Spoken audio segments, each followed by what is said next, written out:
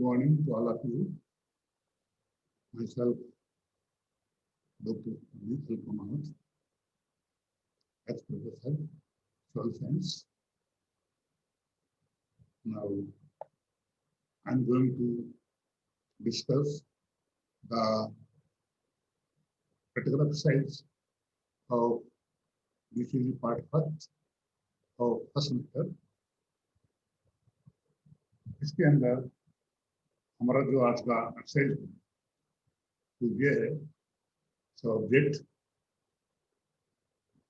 Preparation of soil saturation test and extraction of saturation extract. देखिए ये जो exercise है इसमें क्या है कि जैसे हमारे पास सॉइल है, उस सॉइल के अंदर हमको उस सॉइल का पीएच पता करना है और पीएच मान कितना हो मालूम करना है।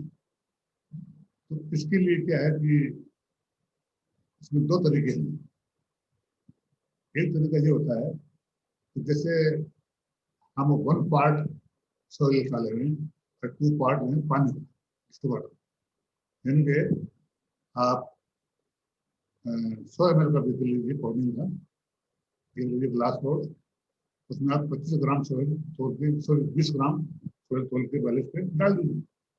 उसके बाद में 40 ml वाटर आप हाथ करके डालिए और उसको आप इंटरमीडिएट आधा घंटा तक आपको ग्लास लोड की सहायता से खिलाइए। तो इसमें क्या कि 1 part soil and 2 part water, हम इसे कहते हैं 1:2 सॉइल वाटर सस्पेंशन।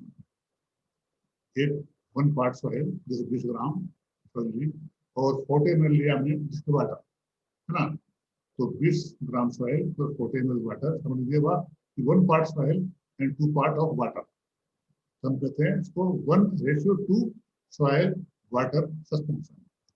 तो ये जो सिस्टम है हमने लिया, बेदम डाला, खिलाया आधा घंटे के बाद में, उसके बाद में हमने उसका पीएच मान निकाल लिया, कुछ निकाल।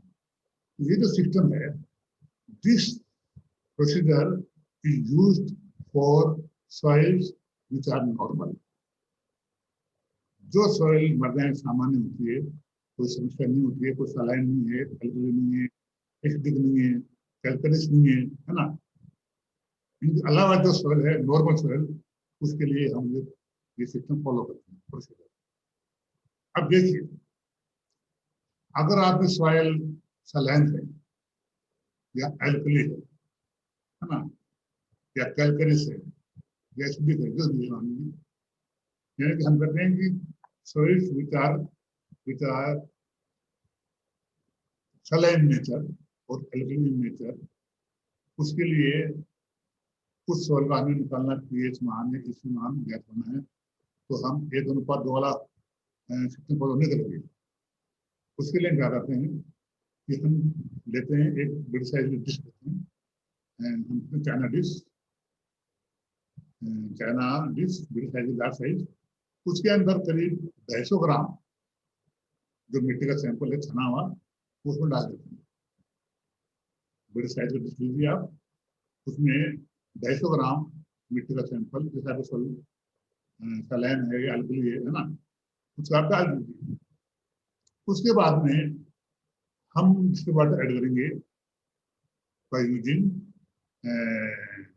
वॉश बॉटल और स्पैचुला।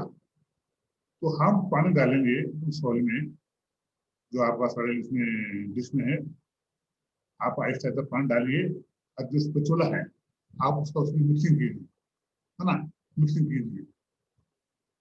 अब एक पॉइंट ऐसा आएगा कि पूरा सॉइल मास गीला हो जाएगा, वेट, है ना। उसके बाद में आप सॉइल मास को मिक्स कीजिए, है ना। अब इसमें 2-3 पॉइंट है इसमें जो हमको ध्यान रखना पड़ता है। वो ये है कि ड्यूरिंग मिक्सिंग या after mixing soil with water, the water should not flow over the soil surface. जो हमारे जिसमें मिट्टी का सैंपल है, हमने पानी डाला, मिक्सिंग किया, इसको चला से, है, तो मिक्सिंग के बाद में पानी ऊपर नहीं रहना चाहिए, ये पहला पॉइंट है। उसके बाद में क्या है कि हमारे पास जो डिश है, इसमें हमने मिट्टी लिया है, पानी डाला, मिक्सिंग किया, आप उधर टेपिंग कीजिए, तब पाइए तो सबसे लेवल हो जाएगी, है ना। तो आफ्टर मिक्सिंग सॉलिड वाटर, है ना, the upper layer of the soil sample should make glisten, इसमें चमक आनी चाहिए, एक शाइनिंग आना चाहिए, है ना। ये इसका पहला पॉइंट है इसका। दूसरा पॉइंट मैं आपको पहले बताया, पहला पॉइंट पानी ऊपर नहीं रहना चाहिए, water should not flow over the soil surface, number one. Number two, the upper soil surface should glisten, should make shining, ना। थर्ड पॉइंट, आप स्पैचुला से मिट्टी का सैंपल लीजिए, है ना, और उसको लेकर के आप उसको उसी में गिराइए, है ना, झटका मारिए उसको स्पैचुला को, तो the entire mass of the soil should fall in the form of A cloud, पूरा पूरा जो मिट्टी का सैंपल है वो छिलके के रूप में आके इसमें गिरना चाहिए, और उस जो है ना आपका स्पैचुला, उस पर कोई भी मिट्टी का पार्टिकल चिपका हुआ नहीं होना चाहिए। There should not be any adherence of soil particle on the spatula. तो जो आपका स्पैचुला का आपने लिया है ना, आपने गिराया है उसको, तो पूरा का पूरा सॉइल मास के रूप में इसमें जिसमें गिरना चाहिए, और इस स्पैचुला के ऊपर एक भी सॉइल पार्टिकल रहना नहीं चाहिए। ये थर्ड पॉइंट हो गया। फोर्थ पॉइंट, हमारे पास डिश है, हमने टेपिंग किया, लेवल हो गई, है ना। उसके बाद में हम इस प्रकार के वी आकार का ग्रू बनाएंगे, वी शेप ग्रू, है ना। तो वी शेप का ग्रू बनाया, तो अब जैसे आपने वी शेप कट दिया तो वो सब अलग अलग होगी, तो ग्रू दिख रहा है, विजिबल है। अब आप रख दीजिए, और जो आपका जो डिश है आप साइड भी उसको 15-20 बार टेपिंग कीजिए, है ना। तो अगर 20 बार टेपिंग करने के पश्चात अगर वो दोनों किनारे जो आपका ग्रू है अगर वो गायब हो जाता है ना, तो हम कहेंगे कि सॉइल का पेस्ट बन गया, ये आपका पेस्ट सही है। On giving 20 tappings outside the dish, the groove must disappear. Or in other words, the two ends of the groove should meet together. तो इसकी जरूरी पॉइंट है। अब देखिए, इस बार हम कर लिया, अब क्या करते हैं कि इस सॉइल पेस्ट को, अगर आपको पेस्ट निकालना पीएच, तो हम पीएच मीटर का जो है इलेक्ट्रोड में डिप करेंगे, हम से कहते हैं पीएचएस, और पीएच ऑफ सैचुरेशन पेस्ट, है ना। पर क्योंकि इसी अगर आपको निकलना इस, तो हम कहेंगे ECE, capital E, capital C और स्मॉल ई। ये होता है issue of extraction, issue of soil extract. अब एक्सट्रैक्शन कैसे निकालेंगे, वो आपका लैब में होता है। जैसे हमारे पास में एक वैक्यूम पंप है, असेंबली है, वैक्यूम पंप की।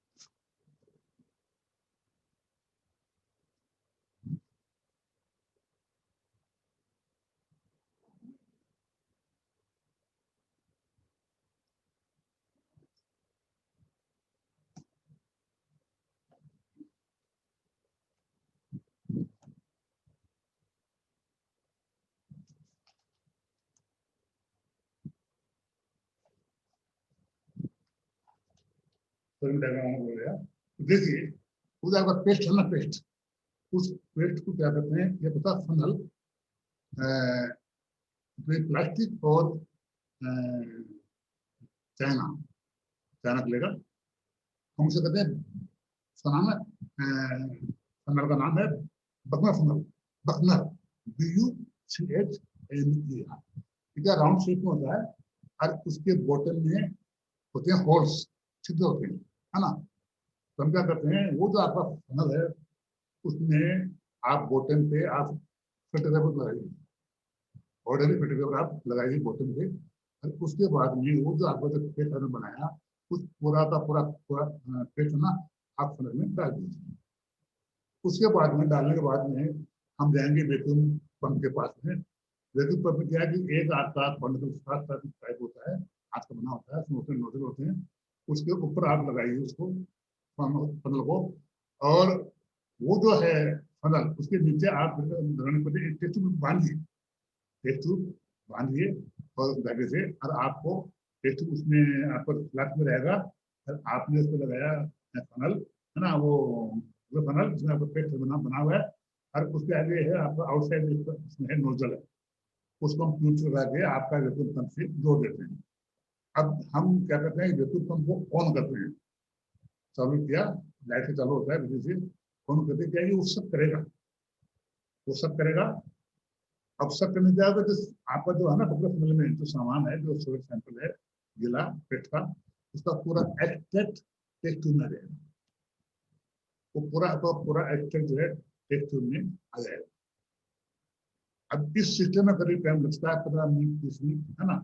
तो जैसे आपका एक्सट्रैक्ट आ गया, करीब 25 ml के आसपास होना चाहिए, ज्यादा हो तो और ही बढ़िया, है ना। तो जैसे आपका एक्सट्रैक्ट हो गया, आप जैसे पंप बंद कर दीजिए, है ना, आप बकरे फनल को ढंग से पकड़िए, टेस्ट भी लगी हुई बाहर निकालिए, और उस एक्सट्रैक्ट को आप कांच की बोतल में डाल दीजिए, है ना। उसके बाद में आप उस सैंपल का इसी आप निकालेंगे लेबोरेटरी के अंदर, है ना। तो वो जो इसकी वैल्यू रहेगी ना, हम सब कहते हैं ECE, capital E, capital C और स्मॉल ई, मतलब इसका मतलब ये हुआ EC ऑफ एक्सट्रैक्टेड टेस्ट, है ना, सोर एक्सट्रैक्ट का आपका वो है। तो ये जो EC जो हम निकालेंगे, ये EC आपको काम आएगी for soils which are saline in nature, which are alkaline in nature, which are calcareous in nature, है ना, which are acidic in nature। Problematic soils जो है जितनी भी है उनके लिए हम ये सिस्टम फॉलो करते हैं। बाकी नॉर्मल सॉइल के लिए हम एक भाग मिट्टी का 2 भाग पानी में मिला करके गिद्र में लिया, ग्लास बोर्ड से सेक किया, आधा घंटे बाद में हम निकाल लेते हैं, और हम उससे जो भी आर वैल्यू आ रहा है हम उसको पुट कर देते हैं।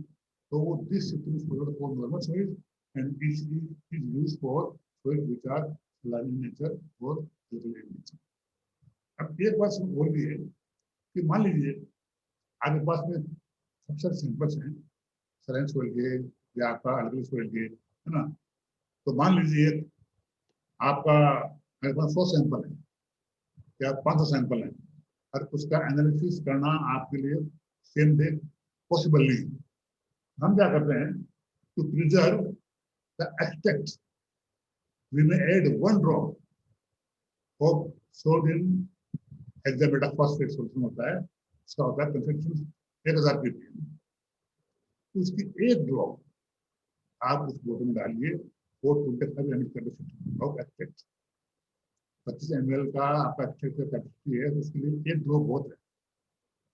वो क्या होगी, वो होगा आपका सोडियम हेक्सामेटाफॉस्फेट सॉल्यूशन का एक बोल, एक ड्रॉप, जिसका कंसंट्रेशन होगा 1000 ppm, है ना। तो इससे क्या होगा कि वो जो आपका एक्सट्रैक्ट है उसका कैल्शियम कार्बोनेट का प्रेसिपिटेशन नहीं होगा। If you want to determine the carbonates and bicarbonates in the extract, तो इसके लिए प्रिकॉशन लेनी पड़ती है, कुछ नहीं है। तो this is all about the object, the preparation of protected paste and extraction of saturation extracts.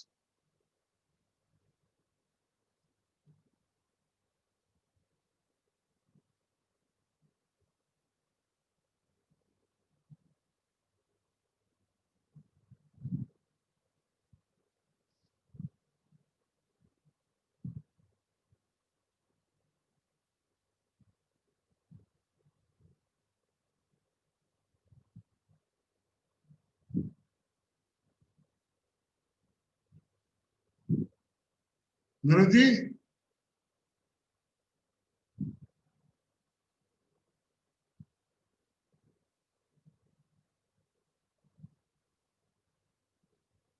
Naresh